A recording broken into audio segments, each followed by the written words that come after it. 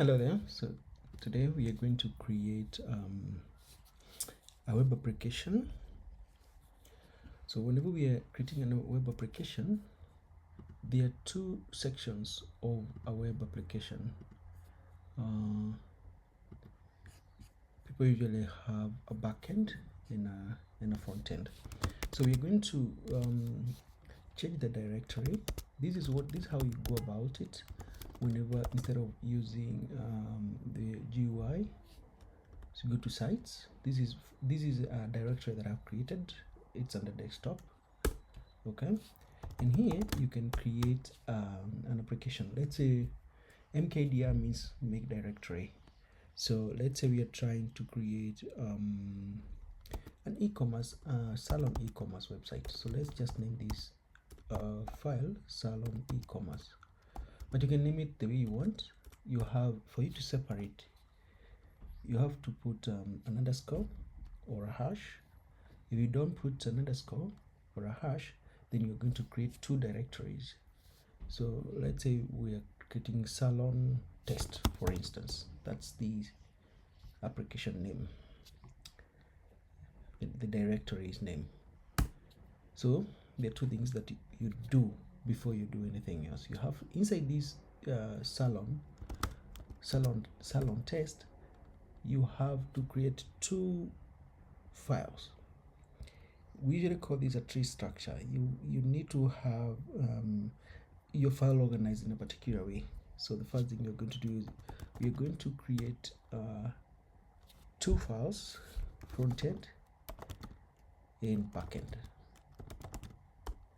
Okay, so anytime you want to install some dependencies on the front end, you're just going to change your directory to front end. Anytime you want to create your backend, start your server, you start it in the backend. If you want to see how this looks on the Visual Studio Code or on Casa, depending on the compiler that you like, I prefer Casa. You place code dot, and here is your tree structure. So there's different frameworks that someone can use. Okay, the people who prefer to use PHP and many other frameworks, but for me I prefer React and Python. React on the front end, and at the back end I prefer Python frameworks. So one things you have to do is we have to install Vite. You have to install Vite. You try to initialize, we're trying to set up a project using React. So I'm going to go and look at dependencies, on how to install these dependencies. So we have these instructions on how to create a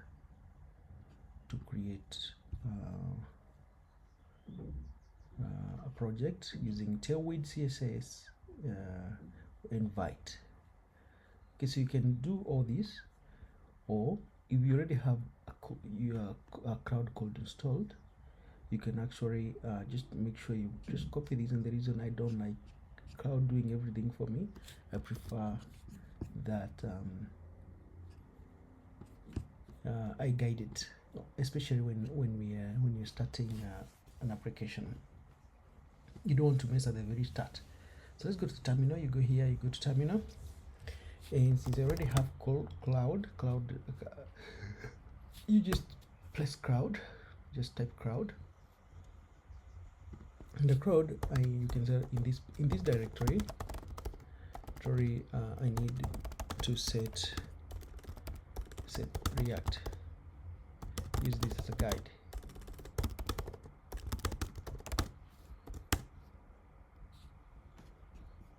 Okay, and I Control V, and let's see how it's gonna go. So we could have done this basically, but since we already have AI, there's no need of wasting a lot of time. Let's see whether I have so create npm template react, yes. And I can also try and see whether what usage, but let's not cancel this. Let's first of all finish setting up. Just finish setting. Let's not interrupt it. Printf when yes, react once yes.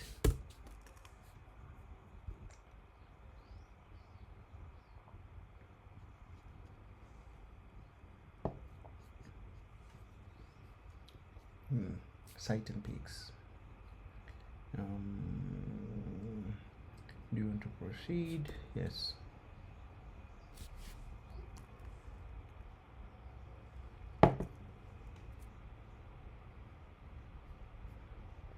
Right. Yeah. It's always good to check these commands that is giving. Otherwise, you might mess up your entire project. But there's nothing much that we can't undo at this point because you're just starting the project. So here it's scaffolding the project manually. That's okay. Back JSON. Let's do this. It's okay. Script sound test white preview. Do you want white config? That's okay. React. Don't put it on backend. So yes, that's okay. It's under frontend. Index HTML. That's okay. Still under frontend. Min.jx. Strict mode. Yes, that's okay. Scaffolding is very easy because I could have done these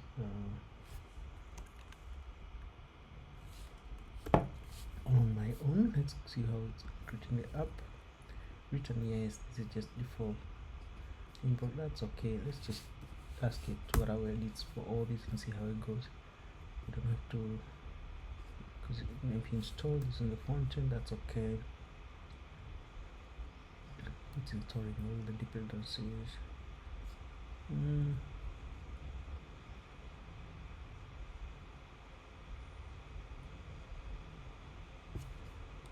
Index.css, which is not creating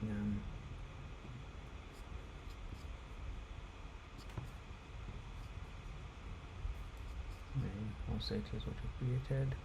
Let's try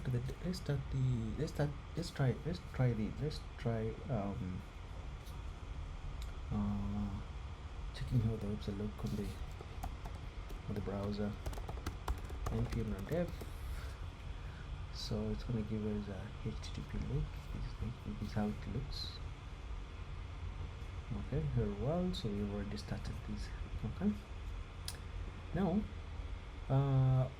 the way I usually go about it is, if I don't have an idea of how an application will look like, I usually go to you can go to ChatGPT, you can use Crowd, you can use whatever you want.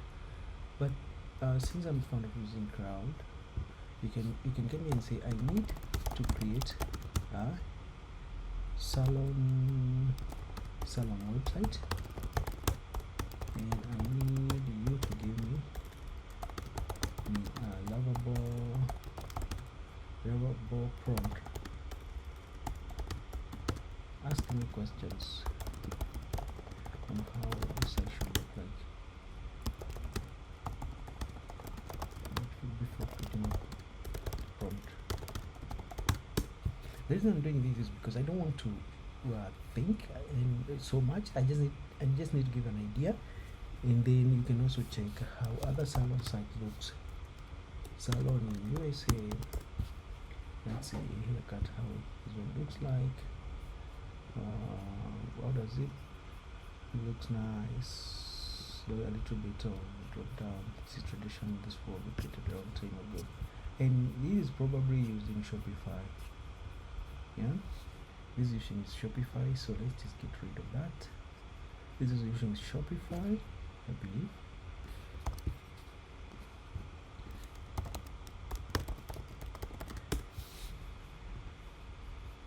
You can always try and check whatever CMS is using by type. You see, this is CDN, Twitter, Nutrient, social media, Shopify. You see, so it's kind of tricky when using Shopify because those are no code application and it's stuck. This is stuck. Let's try.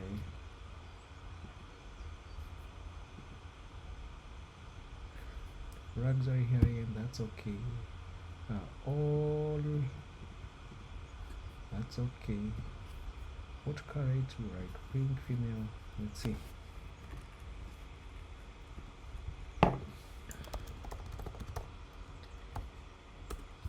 Suddenly, okay. So it's just basic. These are just basic. So let's see how it's gonna give you a name. Rack studio. We needed to have book appointments about us, contact us. Yes, that's good, and that's it. So let's go to Lovable. We're not trying to copy anything from Lovable. We're just getting an idea of how we want the picture to look like. We can also give this to crowd, but I don't want to mess it up without having an idea. It's because Lovable, I'm using Lovable as what do you call it? It's not framer. What do we call it? A frame? Is it framer?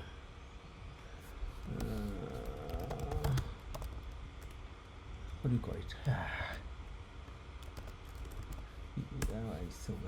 It's not framer. What do you call it? It's not a designer.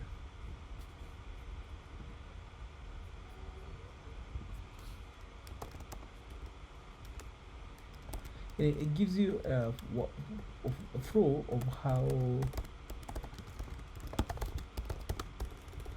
I use.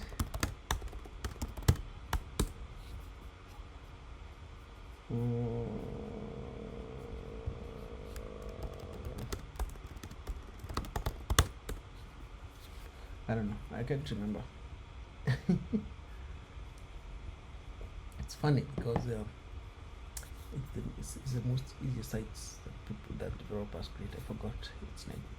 It doesn't matter. Now, if we can come here and build these,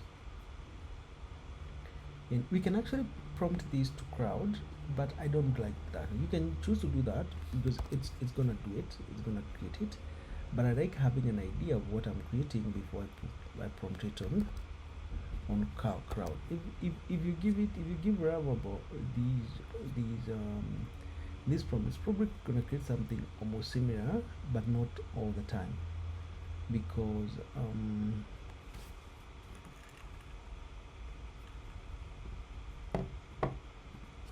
let's see how it's gonna go. So let's ask crowd to initialize, Control-C him. Let's see, crowd. Just clear this because we already know. CD crowd. Let's say initialize.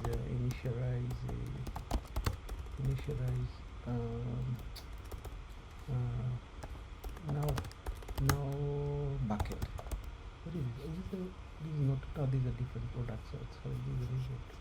I was wondering why it was telling me that. Control-C. This is okay. Crowd. Oh, we could have used this. It's okay. Now backend. Python. What else do you use? Let's use SQLite.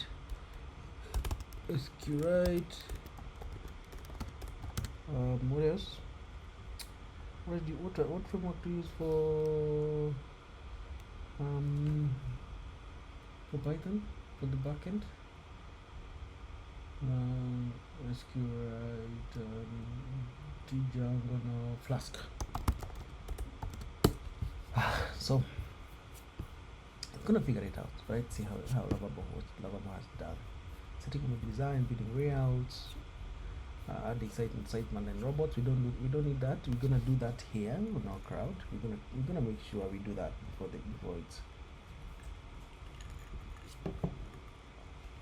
for this is done. Now we can look at the backend and storing the backend.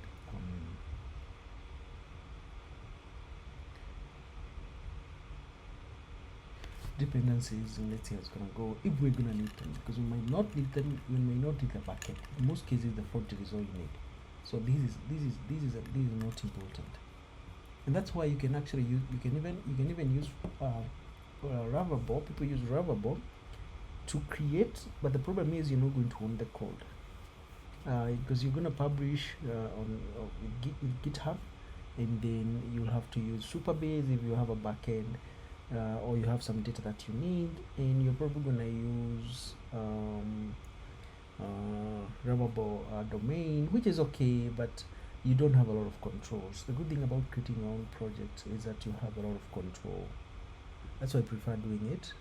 And if you want to scale it up later on, then going custom is better than using this no-code application. Okay. There are many others that I have seen people use, like Bamboo. I actually I'm good at creating this Bamboo. I also use drag and drop WordPress, but generally I prefer using doing full stack using React. Here you have a lot of control. With your own code, you can actually code it yourself. So yeah. So let's create all these, and let's ask it to create everything here for Flask, because it has imported all the Flask dependencies. Is allow this for all sessions. I hope I'm not talking too fast. I try to do that. Add references now. So let's wait for it. There's another one called what do we call it?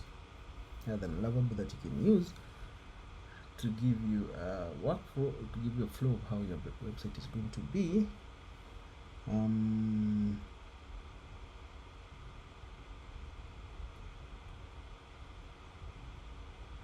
I can't remember its name. I usually don't remember these things. Let's see.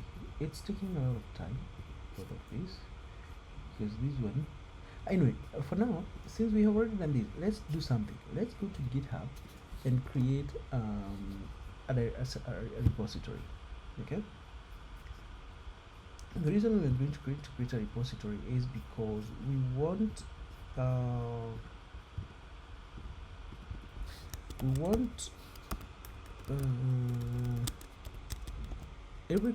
that every commit that we make, we are able to every change that we make, we are able to commit it,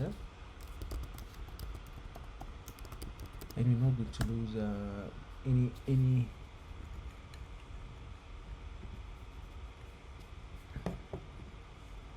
you're not going to lose anything in between. And also, when you're going to deploy, you're gonna need GitHub.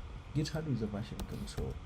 So let's call it run test, just exactly the way it is on the. Let's make this fabric, and this is the first thing that we can do.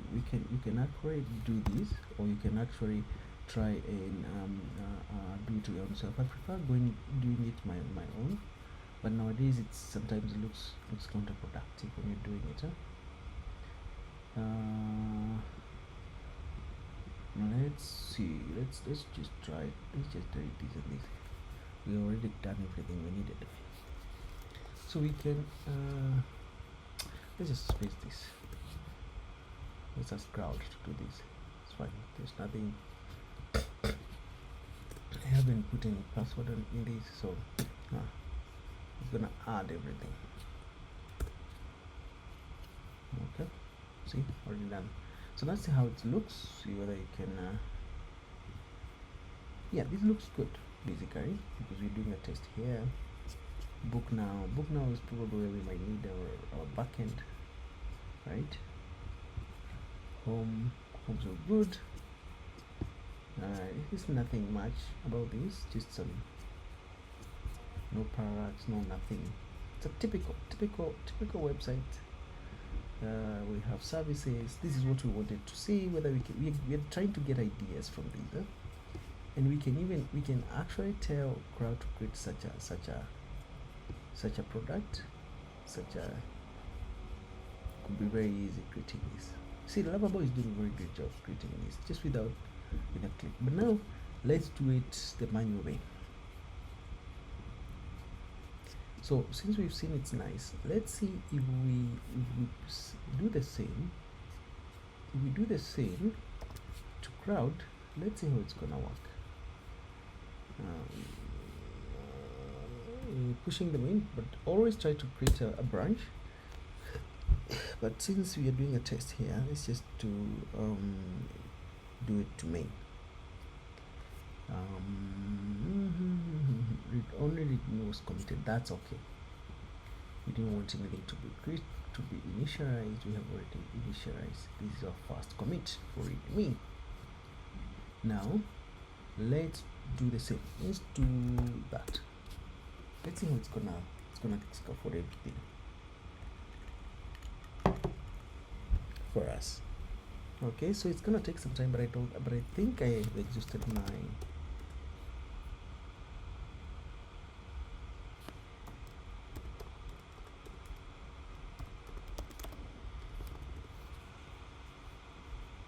I still have time. I'm in Nairobi, 5% used. Let's see how it's gonna. Use plan mode to prepare for compress request before making changes. So we already planned with this. Let's see how it's gonna look like on crowd. I don't expect it to be the same, but pretty much the models that this thing uses is usually the same. And once we are done, if it gets exactly a prediction like this, we're not gonna do much. We're not going to do much. All we are going to do is publish, nothing else. We're just going to go and we're going to we're going to host it on Vessel, and that's pretty much it. It's very easy, nothing much that's needed. But in most cases it involves a lot of editing code when you're using AI, because sometimes it doesn't always render everything like the way you like. In terms of things like HTML, if you look like this HTML, it doesn't have XML files, XML code that you need to index your website. You also need to have the meta tags, the meta descriptions, because that's an important part of the SEO, especially in the index HTML. People mostly I've seen a lot of developers ignoring these index.html, but remember, this is what the Google is gonna index your website based on. That's why it's actually called index.html. So when you've finished working with the website, go back to index.html and make sure that you have met all the requirements. So I'll update you once this one is done, because I think it just took the entire project and it's just thinking, it's crunching. So until next time.